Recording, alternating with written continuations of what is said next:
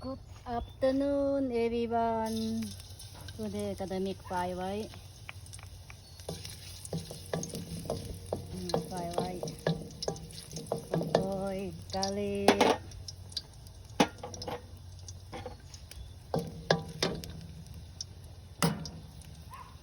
เอ็ก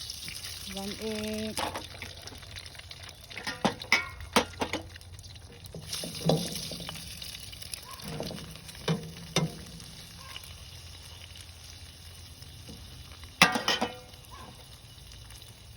ซอส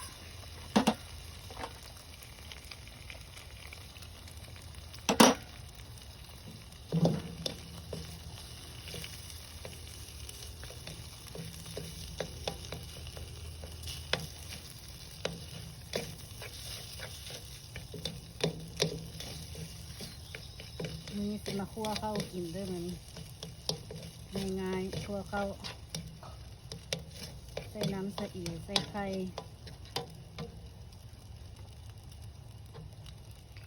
ปรุงลงไป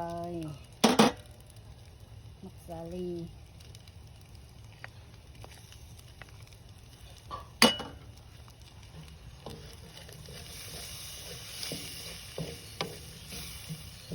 ประหยัดไฟค่าไฟแพงออกมาเฮ็ดกินอยู่หลังบ้านเอาแล้วเหือนกระบอกเมน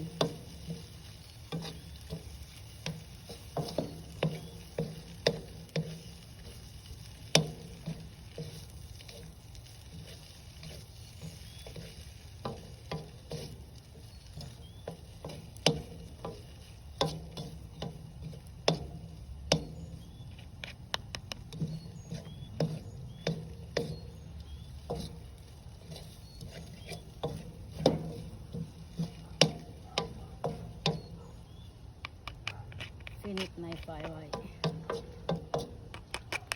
now ready to serve มาเด้อ come on come eat with me มาเด้อมากินข้าวคั่วแล้วพร้อมเสิร์ฟ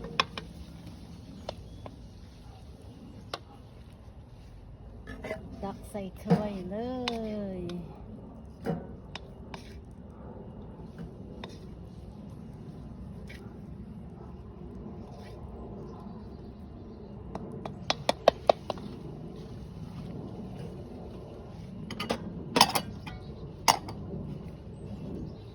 แมวครัวข้าวค่อยพร้อมเสิร์ฟต้องการคนกินครัวข้าวค่อยต้องการคนกินออกมาหน้าตาแบบนี้ฟิวแมงวันก็มีแซ่บๆนัวๆมาเด้อมาเด้ออยากได้คนมาซิมบัดนี้ใครอยากกินข้าวมาเด้อง่ายๆข้าวครัวไปกินกันเลยบัดนี้บ๊ายบาย